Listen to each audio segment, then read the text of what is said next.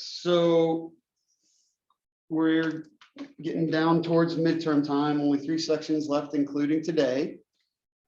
What I'm going to do is I'm going to start off today with a problem from the worksheet from last time, as opposed to breaking into groups, just because I want to make sure we have enough time to go through this stuff I want to on 13.6 without being rushed. And we'll do some problems from 13.6. And if we have time after that, if we want to look at anything at 13.5, we obviously can. The reason I want to go through this problem is it's actually a very easy problem, but it may not look like it initially. The other reason is because, as you guys prepare for the midterm, one of the things you want to keep in mind is going back through the worksheets and looking at some of the problems in the worksheets. That'll give you some good extra practice for the midterm. Like I said, if you look at the midterm review, it kind of give you a bit of a study plan for the exam. And we'll talk about it more next week, and I'll be able to take some questions. Well, let's take a look at this number 7 on the worksheet. Okay, so suppose as you move away from the point 1, 2, 4, the function f increases most rapidly in the direction of 0.6i plus 0.8k, and the rate of increase in this direction is 7. At what rate is f increasing as you move away from 1, 2, 4 in the direction of ijk all over rad 3? Okay, so it's not the most straightforward way to ask a question, but think about what it's asking. We're looking for a rate of change in the direction of a given vector. That should bring to mind a directional derivative. So, 2 things we need to find the directional derivative. We need the gradient, and then we need a unit vector in the direction we're interested in. Remind me, what does the gradient give us? Maximum change. Gives us its magnitude is the maximum rate of change, and its direction is perpendicular to what? The vector. What vector? Unit vector. What unit vector? There's infinitely many vectors. It's perpendicular to a very specific. If we're going to use vectors to a very specific vector. Direction vector. What direction?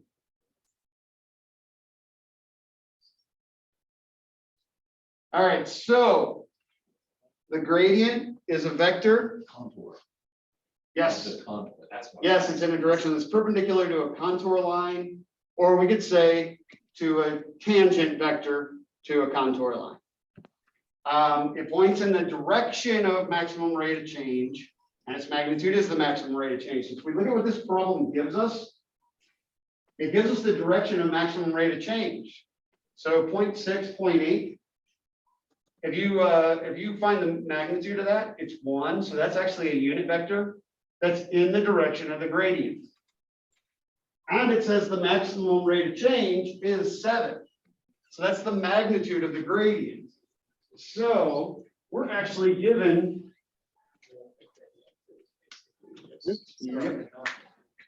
You're given the gradient.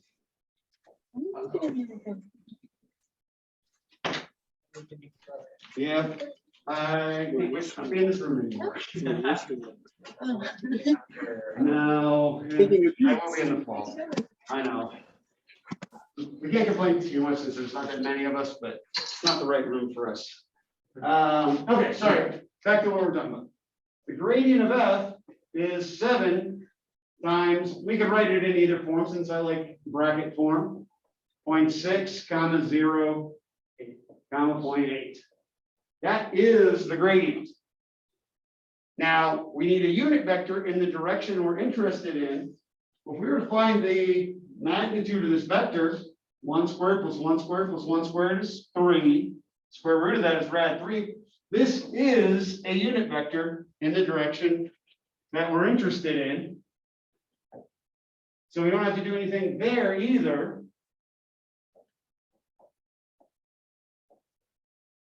So really, all we have to do in this problem is dot product the 2 of these vectors together. And Dot product's commutative, the order doesn't matter. So we end up with 7, so our directional derivative is 7, 0.6, 0, 0.8, dotted with 1 over square root of 3. Bless you. 1. Now, I'm just going to take the 7 over the red 3. Now, as a reminder, the gradient is a vector, but a directional derivative is a scalar. It comes from the dot product, so it should just be a single number. So what do we end up with? We end up with 0.6 times 1 plus 0 times 1 plus 0.8 times 1. So that's just 1.4. 0.6 plus 0.4. Okay, and if we multiply that by 7, that's what, 9.8.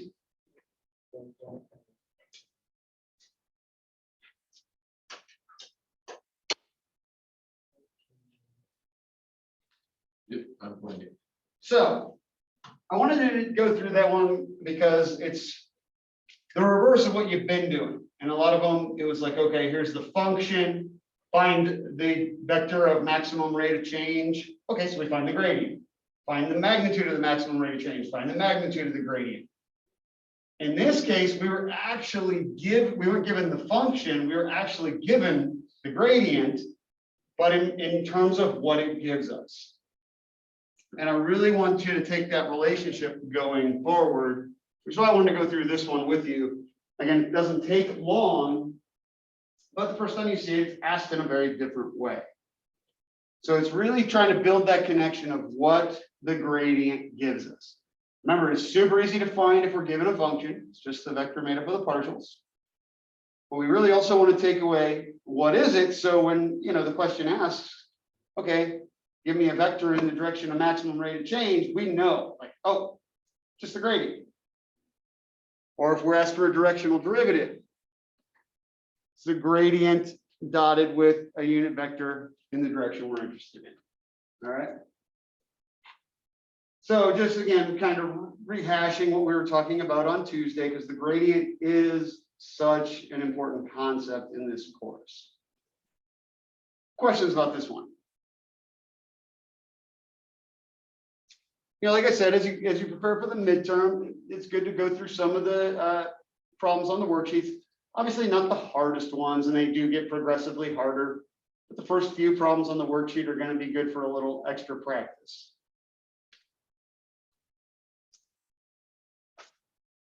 All right, let's move on to 13.6. Optimization, maxes and mins in 3D. So we're going to do a couple iterations of maxes and mins. So today we're going to look at just maxes and mins in general. Then we'll look at some constrained optimization today. And then Tuesday, we'll revisit constrained optimization with Lagrange multipliers. We'll talk more about that one on Tuesday.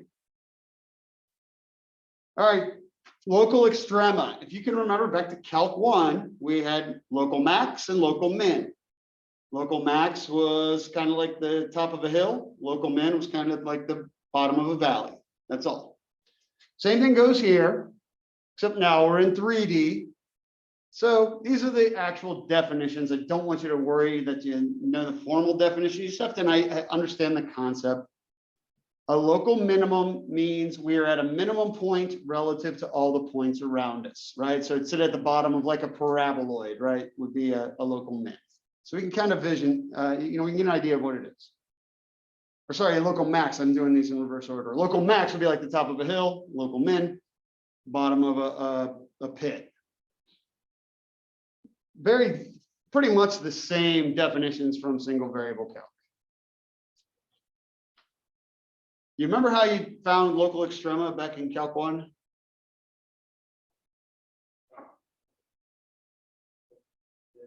then 0. Take the derivative, set it to 0, and evaluate those critical points for possible extrema. That was it. And we had a first derivative test and a second derivative test. This is going to be pretty similar, except now we have to set our partials equal to 0. So basically, we have to set our gradient equal to the 0 vector and solve that system. That gives us our critical points. And we no longer have a first derivative test, but we do still have a second derivative test, which we'll talk about in a little bit. So a critical point is basically a point where the gradient is 0 or undefined. Because if the gradient is 0, we're at a place where the rate of change is not changing. We can use those same analogies from Calc 1. It's where something goes from going up to going back down. Well, there's that instant where it changes. Now it's the same idea, except now it's in the X and the Y direction. It's not changing. So it's actually not too hard to find, well, I want to be a little bit careful about that statement. The idea of finding critical points is not too hard. Because what we're going to do is we're going to take our partials. We're getting good at doing partial derivatives, right? Take your partials, you set them to 0, and you solve. Now, the only reason I don't want to say it's always easy, you can, depending on your function, you can get a pretty messy system of equations that, may be hard to solve by hand. Now, here's what, here's what we'll actually look at a way of doing it with Wolfram alpha. Okay. So we're going to do a couple examples now that I have a marker that works.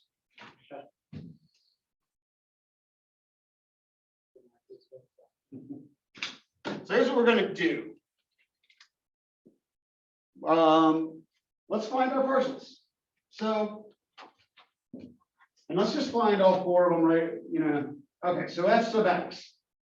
What is f sub x?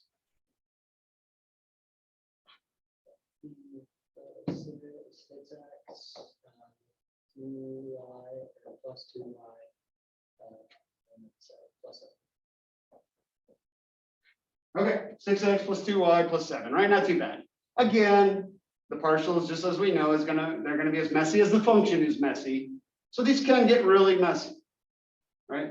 I'm not gonna give you a messy one on the in-class part of the exam, but you might get a messy one on a take-home problem, or you might get a messy one in more, and we'll talk about how we can handle that with some help. All right, what about f sub y?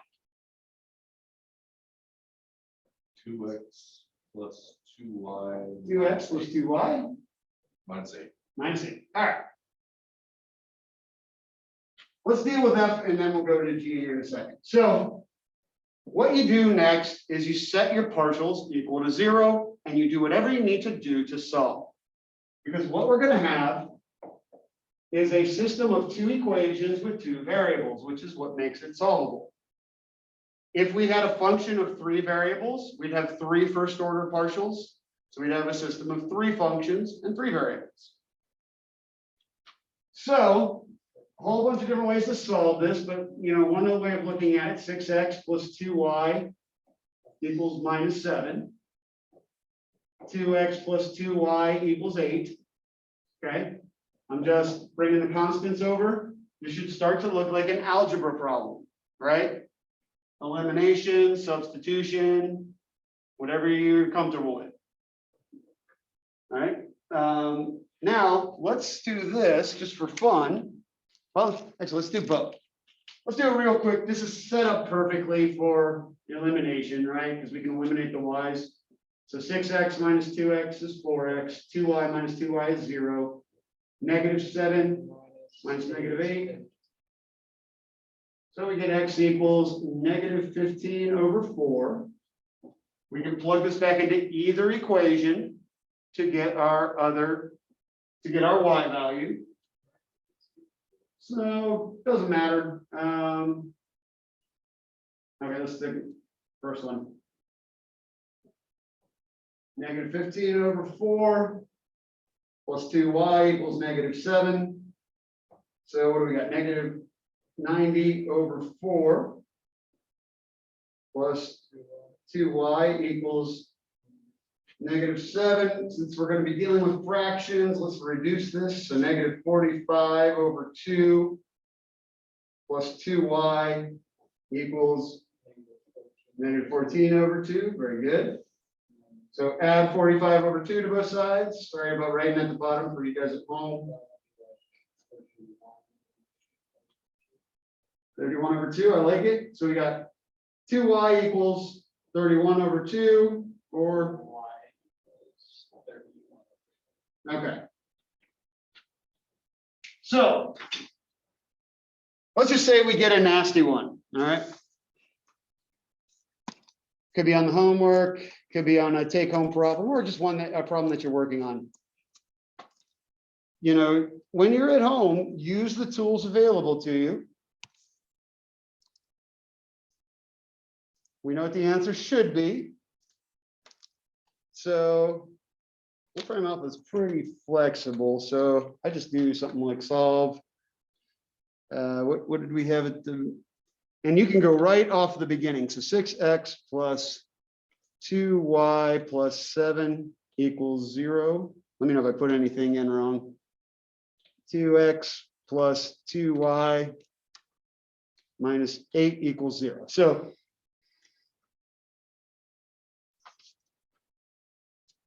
and that answer looks very familiar, right? So you're gonna know if it's something like this, doing it by hand is probably actually quicker than calling up Wolfram alpha. But if you get something with some, you know, where the x's are in the denominators and you got a y squared and a bunch of mess going on. Yeah. Yeah, and if it's a linear system, you could always use the matrix in the calculator. If it's a 3 by 3, you know, use technology. Oh, no, stop. God. Sorry? Sorry. I don't think that was directed at us. There's an accident. Okay. All right. So those are our critical points. So we have one at the point negative 15 over 4, comma 31 over 4. Let's take a look at what's going on graphically. We'll look in a little bit about how we do it analytically. So give me just a sec because I need to switch a couple things.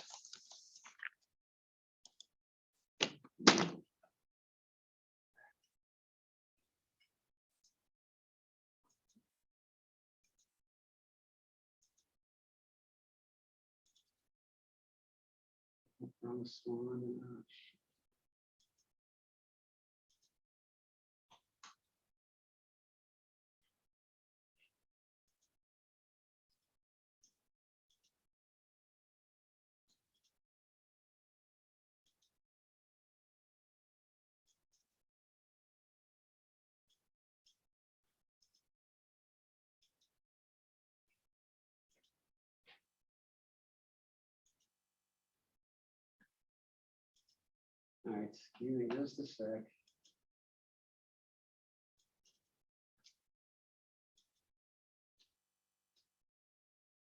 All right. So here,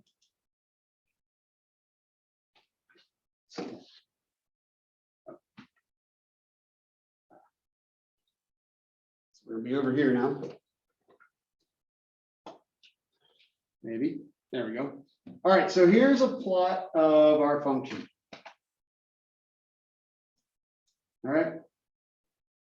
So we can see that it has a minimum, and if we look at where that is, the y is positive, the x value is negative, just like we would expect, right about where we were looking. All right, there's a couple, so we can see that this place is a place where our gradient is 0 down here at the bottom.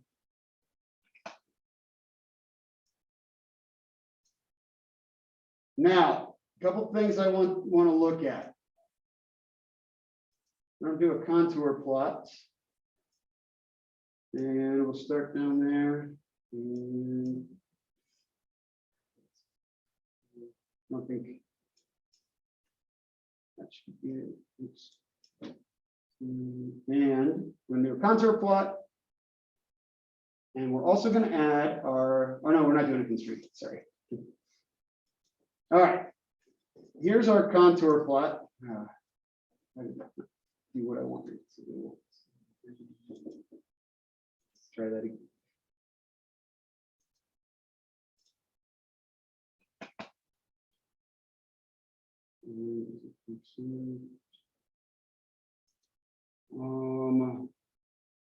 Okay, there we go. Hang on, give me a sec to zoom out. All right, remember that we know that our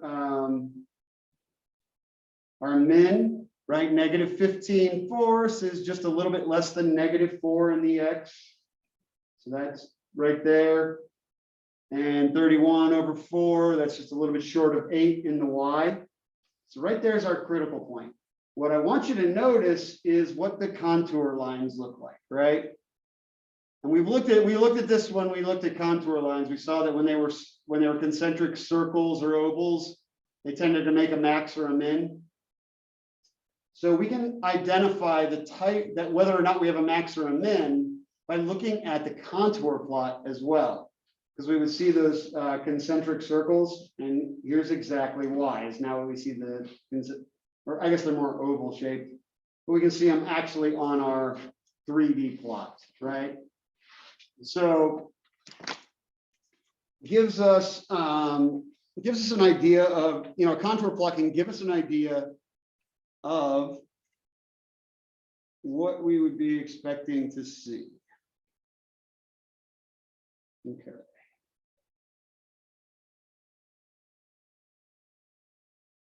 See if I can.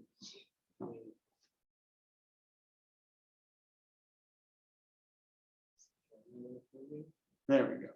Now I'm getting the camera set up the way we need it. There we go. That's what we need. Okay.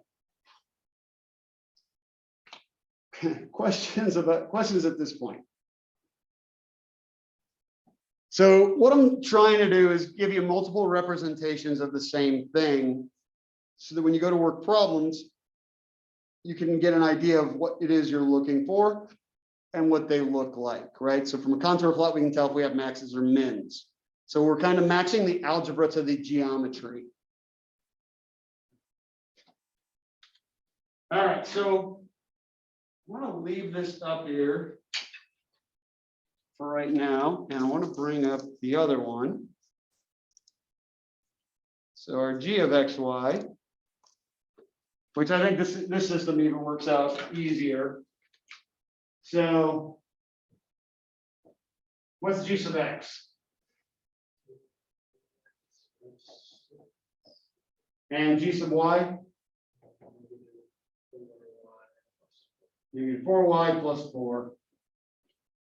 All right, so one of the things that makes this system so easy is this only has x in it, this only has y in it. So these are basically just linear equations, right? You set them equal to 0. Well, up here, you're going to get x equals -3. And here you just get y equals 1. So we've got a critical point at -3, 1 for g. Great. Let's see what g looks like and how we can make sense of it.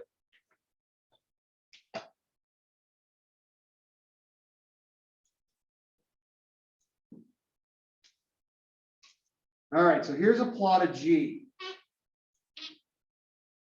And if we look, we said we had a critical point at, what was it, -3, 1. So let's see, zoom in a little. There's -3 in the x. And there's 1 in the y. See that little yellow piece right there? That right there is where our critical point is. Now, it almost looks like a min of this valley, but this valley is actually outside of our graph. If I spin it this way, it meets a peak. So what kind of critical point do we have? Well, It's not the absolute. Is it a saddle point? we have a saddle point. Notice how it kind of looks like a saddle. It's neither a max nor a min. So this is a saddle point. And I want to show you what the contours look like on this guy. Right there's our critical point, -3, 1. See how the contours kind of make an X? They don't have that concentric circle look anymore.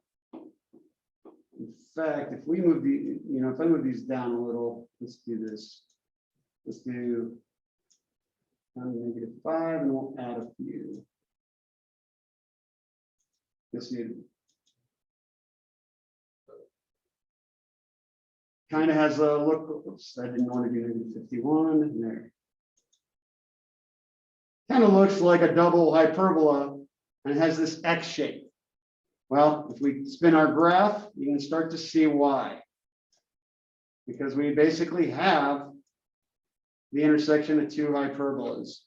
So once again, saddle points can be recognized from a contour plot. It'll be very distinct. It'll have this X-shaped pattern that you're seeing on the side.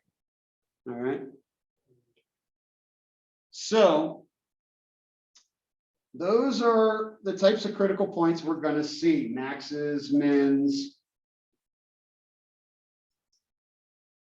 and saddle points. Now we know how to identify them graphically. Let's talk about identifying them algebraically, which is the second derivative test that you saw in the video. I'm going to go through where the second derivative test comes from, but that's not something you need to worry about. I just want to give you some of the logic behind it. We just need to know how to use it. And remember, on the midterm, you got 2 note cards. You definitely will want to put the second derivative test on there. Do not try to memorize it. All right. I don't even have it memorized for multivariable. So let's take a look at the second derivative test.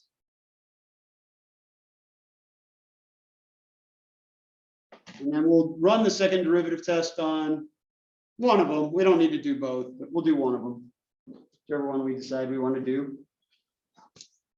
All right. So if you can remember back to Calc 1, there was a second derivative test. Most of the time we use the first derivative test. But where the second derivative test comes from is basically a second-degree Taylor polynomial. And that says that the concavity is determined by the second-degree term. Because if we think of what happens with a quadratic, if we have a positive coefficient, so for instance, x squared, it opens upwards. Negative x squared opens downwards.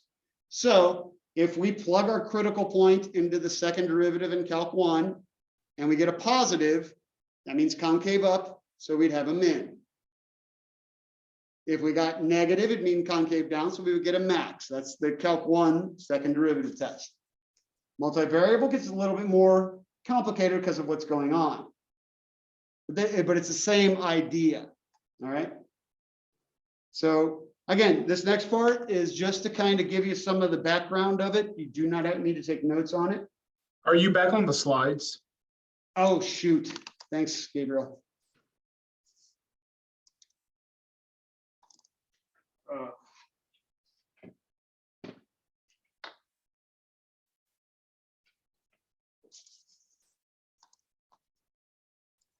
Yeah, let's actually talk about that again. So basically what we just talked about for you guys at home is the second derivative test for Calc 1, for single variable calc. Basically, all we look at is the sign of the second derivative, because if the second derivative is positive, we have something that's concave up. And I don't think my annotations are still working today. Yeah. We have something that's concave up. And if something's concave up, well, the critical point sits at the bottom, so we'd have a min. If we get a negative in our second derivative, it's concave down. Concave down would have a critical point at the top and hence a maximum. So we're going to use that basic same idea when we derive this second derivative test for multivariable calc. Now, one problem with the second derivative test in Calc 1, if the second derivative is 0, it's inconclusive, and we will have cases where the second derivative test is inconclusive in multivariable as well. All right, so a basic quadratic is given by in two variables is ax squared plus bxy plus cy squared. So we're just going to let 0, 0 be a critical point to simplify things and build this test. All right. I wish I could annotate on this, but I want to talk a little bit about what I'm doing here. Let's at least get the. So basically, all I'm doing is completing the square. So what's going on inside these parentheses? I added in this term because I want a perfect square inside the parentheses, which is why I had to subtract it off out here. Now, this term that would have been a squared gets multiplied by this a to get out of these parentheses. That's why there's no a squared here, but the 2 you can see is squared to be the 4, the b is squared, the y is squared. All right, so this is completing the square. This is college algebra. This is just some algebra. Now, that made a perfect square on the first part. So I rewrite it as a perfect square. On the second part, I factor out the y squared to get this c minus b squared over 4a. All right. Again, you know, if you ever want to see it, we can always find a YouTube video on it. So just email me if you can't find one. But it's just completing the square. And now we're rewriting things to put them in a form that'll be more usable for us. All right. So first term is still the same. Second term, what I'm going to do is give a common denominator so that I can write it all over the same denominator. For ac minus b squared. Now remember what a, b, and c are. Those are the coefficients of the second degree multivariable function. Okay. This will all look like what you saw in the videos shortly. So here's where we're at. A is getting multiplied by the x squared term. This thing here is getting multiplied by the y squared term. So let's talk about this. If a is positive, that means the x squared term would be positive. Remember what positive means in a quadratic, it means concave up. So we're concave up in the x direction. Now, if 4ac minus b squared is also positive, so that's this numerator here. And remember, we said a is positive, so positive over positive is positive. That means the coefficient of y squared is also positive. So that means we're concave up in the x direction and in the y direction. That gives us a min at the bottom. Okay. And it's all about the concavity. If a is less than 0, so now a is negative, that'd be concave down in the x direction. And we had this 4ac minus b squared positive. Well, it's being divided by a negative. So positive over a negative is negative. That means concave down in the x and y direction. We get a local max.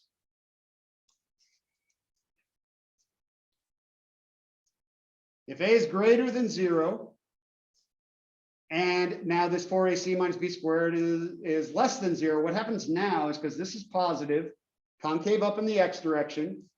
We have a negative over a positive, which is negative. So concave down in the y direction, that's where we get our saddle. Very similar. This will be a saddle as well. Now I'm going to simplify this, so don't feel like you have to, this is going to get cleaned up, all right? Because we have to put this back into our notation. If the 4ac minus b squared equals 0, that's our inconclusive case, all right? That's what's going on. I just want to give you some intuition as to where this test comes from. And it's all about concavity. All right. Sorry, Yeah. when you say inconclusive, like, do we have to perform another test, or like you just, I don't know, it just is what it is? We don't have another test, so you would have to do some kind of examination of that critical point, either graphically or by looking at points around it within a certain radius. Okay. since we have the technology, we would probably look at it graphically. Right. Okay, thank you. Yep. All right, now, looks messy. This is a second degree Taylor polynomial of a multivariable function. It involves the first order partials, the second order partials, and the mixed partials. Well, we only care about the quadratic terms, all right? We only care about the concavity at the point because all we're doing is testing for a max and min. So we can not worry about the rest. Remember, I'm lining this up with that ax squared plus bxy plus cy squared that we looked at before. All right. So the A is based off of f sub xx, the B is based off of x sub xy, and the C is based off of f sub yy. This is where everything's going to get cleaned up in terms of our partials. And remember, we only care about the sign of A and B and C. We don't really care that much about the value. So the fact that it's over 2, we don't worry about. But here's how this is all going to clean up. That 4ac minus b squared, when I plug in the A and the C in terms of the partials, the 4 is going to cancel out with these two 2's. And this is where you get your second derivative test that you saw in the videos before class. This is called the discriminant. For those of you guys who remember the quadratic formula, b squared minus 4ac was known as the discriminant. Look familiar? It's amazing how things always come back around. It's like a boomerang. All right, here's the best part. This thing's actually really easy to use. Okay, I just, I went through that stuff because I wanted you to know where it came from, because I wanted you to see the idea of the concavity giving us maxes and mins. But all we need to know is what the discriminant is and what the conclusions are. So if the discriminant is positive and f sub xx, which was our A, is also positive, we have a min. If f sub x is negative, we have a max. And if the discriminant is negative, we have a saddle point. Finally, if the discriminant is 0, we do end up with our no conclusion case. And as we just discussed a couple minutes ago, what we do if we have one of those where we can't draw a conclusion from our second derivative test, we'll go and evaluate that critical point graphically. We'll just graph our surface around that critical point and we'll see, is it a max, min, saddle point, or it could be none of the above. This test could have been done if we had completed the square for y, but we decided to we conventionally complete it for x. So that's why we get what we get. All right. Let's see this thing in action. Let's just do it with f. All right, so what you need to do is you need to find the discriminant, which up there is f sub xx, f sub yy minus f sub xy squared. All right, so we need to fill in this discriminant. D equals f sub xx times f sub yy minus f sub xy squared. So we need our mixed order partials. All right, so f sub xx. Well, pretty easy one, right? Just 6. F sub yy, 2. And f of, remember, these are equal, f of xy or f of yx. It doesn't matter which one you find. So f of xy is going to be 2, or f of yx is going to be 2. Now, I want to point out, in this particular case, all my second order partials came out to be constants. They don't have to be. They could be functions of x and or y, in which case you plug in the critical point for x and y to get what they are, okay? So you should be plugging in constants to your discriminant, because remember, we're doing this at the critical point. So we have 6 times 2 minus 2 squared. So 12 minus 4, which is 8. Our discriminant is positive. F sub xx is positive. Based off of our second derivative test, we've got a local min, which is exactly what we saw when we looked at it graphically. All right. So that's how you use the second derivative test. It is very straightforward. It should be something, one of the things you definitely put on your note card, because I don't want you to try and memorize it or the conclusions. Yeah, John Paul. So those are dashes, not saying negative f of x. Correct. Okay, Those two there are dashes. that confused me for a second, sorry. He was asking about these. These are just dashes, not negatives. So that's the second derivative test. It is very straightforward to use. We know how to find partials. So let's review our steps. You find your gradient. You set your gradient equal to the zero vector and solve. That gives you your critical points. Then you apply your second derivative test using your second order partials with your critical points plugged in. So if you have more than one critical point, you'll reevaluate your second order partials at each critical point. All right. Again, they won't always end up being constants. Questions about the second derivative test?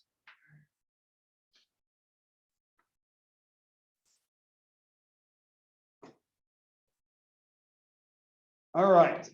I think you're going to find it straightforward to use. And again, once you get better and more comfortable with partials, it becomes easier to do.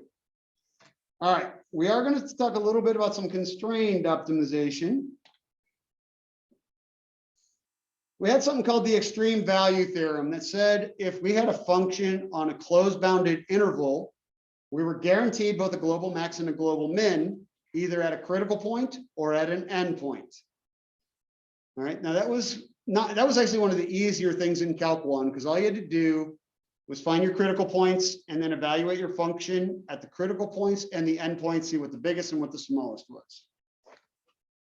We have something similar, oops, wrong direction. We have something similar in multivariable calc. The only problem is now we're not on an interval, we're on a region. So it doesn't make things a little bit more complex. We're going to look at a couple different ways of handling it. So, now we're going to talk about global max and global min. And there's nothing crazy going on here. Global max means that it is the largest function value on our given region. Global min, smallest function value on our entire region. Okay. Well, we need some common terminology here. So this is some random region in the XY plane. Doesn't matter what the region is. I just want to give some terminology. So R is the region. P is what's called an interior point. Q is what's called a boundary point. So when we optimize a function on a closed bounded region, once again, we're guaranteed an absolute max and an absolute min, and it'll either incur at a critical point, which would be an interior point, or a boundary point. So we're going to talk a little bit about what's called boundary analysis. But here's a little terminology for it too. It has to be closed and bounded. So R is closed if it contains all its boundary points. R is bounded if all of its points lie within a sufficiently large radius. So it has to be both, and I'm going to give you some examples to make sense of what the difference is. So it can't stretch to infinity in any region if it's bounded. So an example, here's our most favorite case is closed and bounded. The disk x squared plus y squared less than or equal to 4 is closed and bounded because it lies within a boundary and it includes its boundary points. The first quadrant, if we did x is greater than or equal to 0, y is greater than or equal to 0, is closed because it contains its boundary points, the x-axis and the y-axis, because of the equals. But it's not bounded because it stretches off to infinity. If I remove the equals from our example earlier, Our disk is now bounded, but it's no longer closed because we no longer are including the endpoints. This is that game where if you pick something closer to 4, 3.999, I can add another 9 to it and I can get a little closer. We can always get closer to that edge without ever reaching it. So that equals, just like in Calc 1, makes a big difference as far as our guarantee. And if we did something like the upper half of the plane, it's neither closed nor bounded because it does not include its entry point, its boundary points, which right off the bat, you can kind of see if you don't have the equals there, it's not going to be closed. And if it stretches up to infinity in any direction, it's not bounded. Most of the ones we're going to look at in here will be closed and bounded. So here's our extreme value theorem for multivariable functions. Like I said, we're going to look at a few different cases of this. So f of x is a continuous function on a closed bounded region. Right? That means we're guaranteed a max and a min. And we have to look at two things: the critical points that are on the interior of the region and the boundary points of R. What makes this more complicated than Calc 1?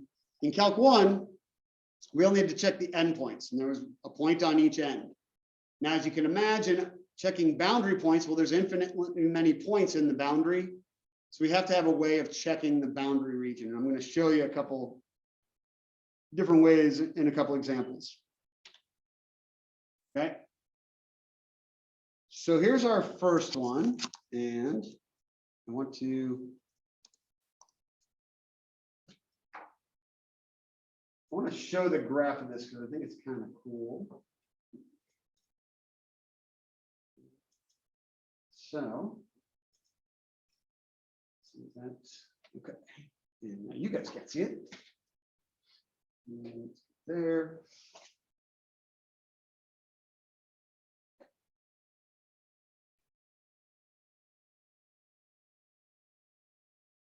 Okay. So we only see your code at home. Yeah, that's all that's up so far. All right, cool. So this is done in a program called Maple. You guys actually do have access to Maple. There's instructions on how to get into it in the midterm take-home problems if you ever want to decide to use it. You don't need it. Everything we do in here can be done with all the other stuff we've looked at. But if you ever want to mess around with it or try it for some other stuff, you can. There's a particular plot that I can only get to work in Maple. I can't do in Calplot 3D, and it's what's going on with this. So what we have is we have a plane, 10 minus x minus 2y, and then we have a region that is this triangle in the xy plane. So first off, I just want to give you a visual of what we are looking at. And then we'll match it up later. So don't worry about the code. Like I said, if you ever want it, just email me and I can send it to you or upload it. So here's kind of what's going on with the function. We're gonna see what's happening here in a little bit. So this is saying there's an f max of 10 and an f min of -1.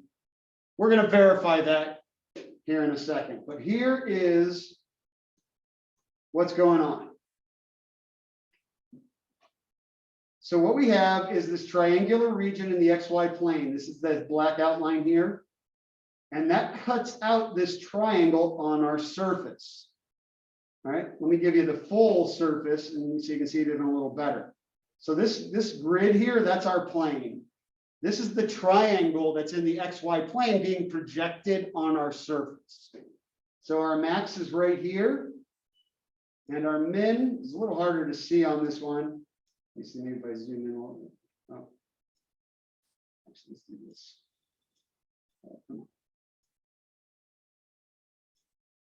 That min is going to be down here. Now you can see a little bit better on this graph. Oh, there's that max of 10 that we saw before.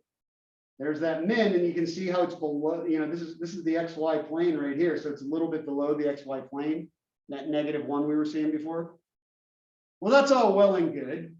But I just showed you that Maple, a program we've never used in here before. So how do we see that max is 10 and the min is -1. There's a couple different ways.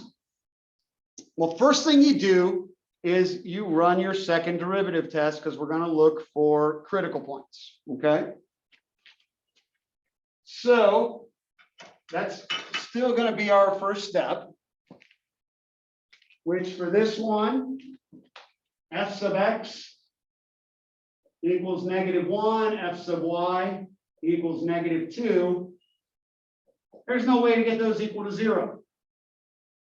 So no critical points. So we don't have to worry about critical points, but we're in a closed bounded region. So we're guaranteed an absolute max and an absolute min. They're just going to lie on the exterior. Okay. Couple different ways of going about that. What we're going to do in this one is we're just going to use the fact that they're straight lines and that the relationship between x and y is constant on each of those lines. That's one option. Another option is to parameterize the region, the boundary, and that will make your function a single variable function.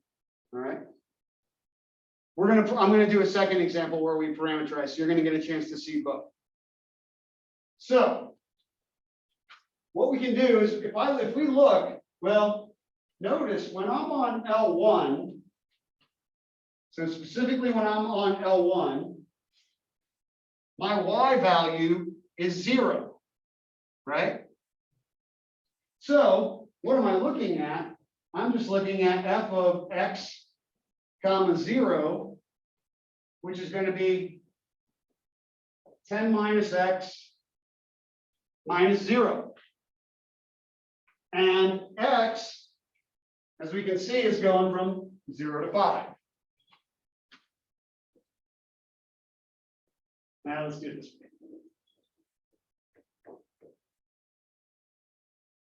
Now this is linear, so we're not going to spend a lot of time on this, but if this weren't, guys, this is a single variable calculus problem. We're on a closed bounded interval. This is guaranteed max and a min. You find the derivative, find your critical point, check your function at your critical points and your endpoints. The derivative is -1, so there's nothing to check there. So all we do is we check f of 0 comma 0, which is 10, and f of 5 comma 0, which is 5. All right. So that's our max and min on L1. And we'll do the same thing for L2. Notice on L2, x is constant, right? X is always 5. So now we're looking at f of 5 comma y.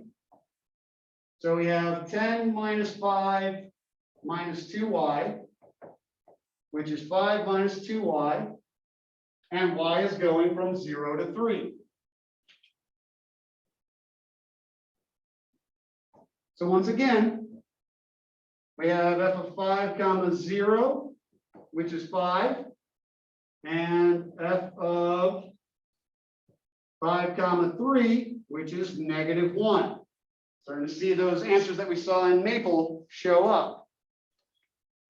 All right, L3. Now x and y are neither constant, but they have a constant relationship. Specifically, they're always going to lie on this line. We have a rise of 3, a run of 5. So basically, when we're on L3, y equals, when we're on L3, y equals 3/5 x. All right, so this is one way of handling boundary analysis. Is if you have one of them that's a constant, you just put it in and you're down to a single variable, or you find a relationship between your two variables and say, okay, well, y is equal to x squared when I'm on this part of the curve. So you sub it in. So we have f of x comma 3/5 x. So we have 10 minus x minus 2 times 3/5 x, which we'll simplify to 10 minus x minus 6/5 x. So 10 minus, let's see, 5/5 minus another 6/5, so minus 11 fifths x. And we can see here, x is going to go from 5 down to 0 or 0 to 5.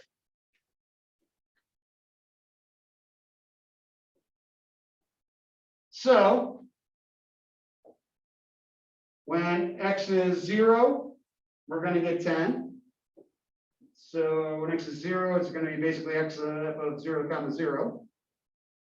And when x is 5, we're going to get 10 minus 11 or -1. So what we're doing is we're analyzing it on each part of the boundary. Because we don't have a nice continuous curve, we actually have a triangle. This could be done via parameterization. What you would do is parameterize each of these lines, plug in your parameterization to the function, and do your calculus on each segment. All we do now is identify the largest, right there, the 10, that's our max, and the -1, which happens in a couple places, is our min.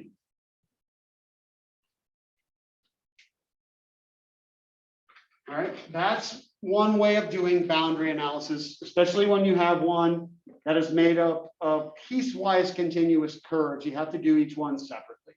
There's no way to do it all at once. Questions about that one?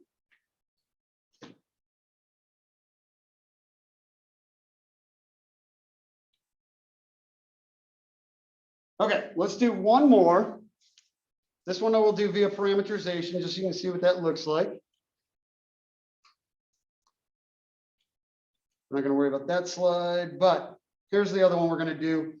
This will be the last one.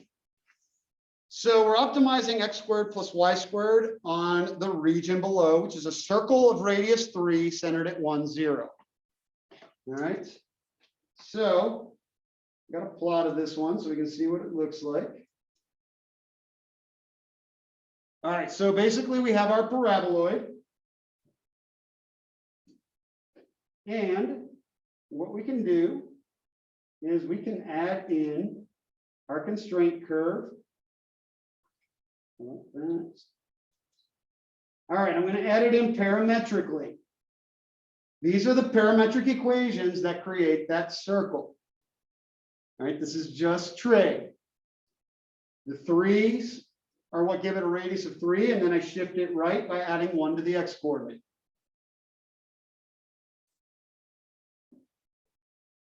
So this is something you can do in Calculate 3D under the contour plot menu. And so now look at what we see. We see the contours of our function, and the blue is our constraint. Okay. Now, this is kind of cool. Once we go into 3D, we are looking for a max and a min. Now, the green is our circle in the XY plane, but you guys see the blue okay? That's our constraint projected onto our surface. So now remember, we're just looking for the min and max on our region. So we have a max right up in here, because that's, that's the end of our region right there. So that's going to be our max, which does it look like about 16. And our min is actually down here at 0, 0. Now, if our constraint had been just the edge of the circle and not the entire region, then our minimum would have been over here. All right. And that's something we're going to see in Lagrange multipliers. And we'll look at it today too. All right. So this is going to be cool. We're going to go through this. This is going to be a nice little walkthrough of everything. And it's not a bad function, so it won't take too long, but it allows us to refresh the steps. All right, the problem is to optimize this on the given region. So we have the function g of x, y equals x squared plus y squared. And we're on this circle. So a very easy way to optimize it is x of t equals 1 plus 3 cosine of t. And y of t equals 3 sine of t. Now, we do I shouldn't say different things. We have 2 steps here. One is the optimization we were doing earlier, which is finding maxes and mins. So that involves getting our partials. G sub x is 2x, g sub y is 2y. Setting those partials to 0, solving that system. We very clearly have a critical point at 0, 0.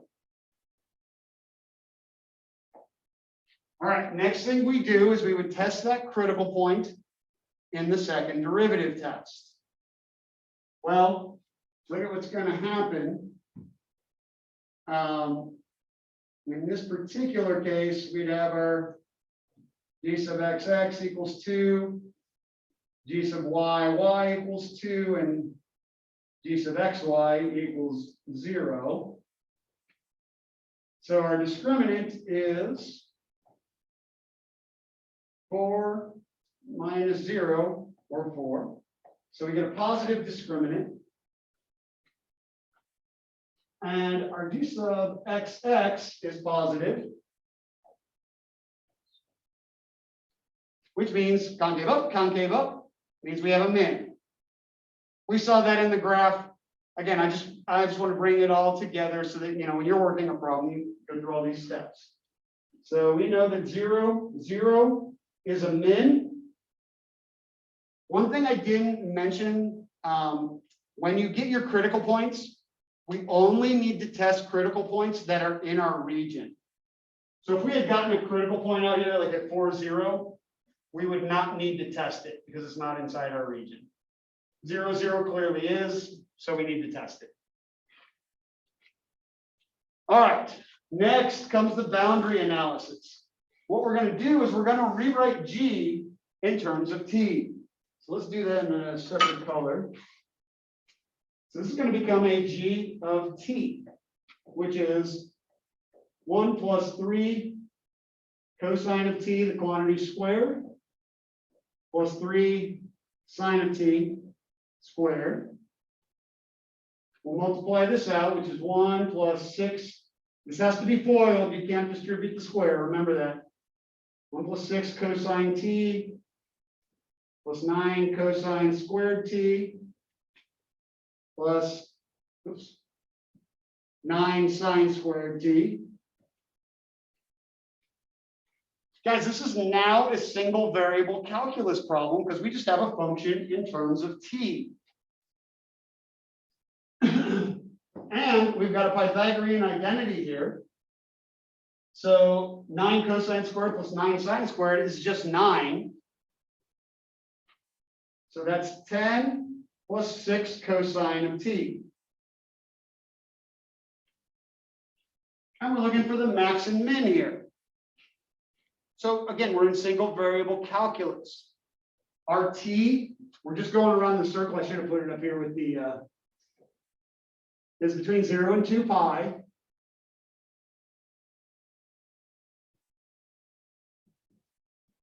But this is an easy one to do because cosine, the smallest it is -1, biggest it is +1. So the biggest we're going to get is at G of 0, which is 16, which we saw in the graph, right? And the smallest we're going to get is at G of pi, which would have been our critical point from here, which is 4. So, remember what we wanted? We wanted a global max and a global min. We can see it clearly now. That's our global max. This is our, sorry, I know the red's not going to show up very well at home, is our global min. This would have been the minimum if we were only doing if we were only on the boundary and not inside the region as well. But because we're also including inside the region, we had a point in there that goes lower.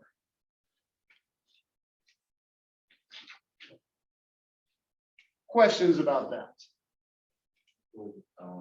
G pi equal 4, that's a local minimum. It's not a local min because it did not occur at a critical point. What that is, if we come back over to the graph, that's this point here, and it just happens to be the lowest point on the boundary that's on our surface, but it doesn't qualify as a local min because it's not lower than the points around it. You know, we have some points over here that are lower. It doesn't have that bottom of a cup or bottom of a bowl look. Okay. It's a good clarification. Like I said, you know, if we were specifically just on the circle and not on the disk on the interior, then it would have been our min. And we'll see a lot of that on Tuesday with Lagrange multipliers. And if it'll specify on a test question. Yeah, you would know. It would say, you know, if we were specifically on just the circle, or if it was strictly equal to, this is a disk case, so this is a less than or equal to case. Other questions?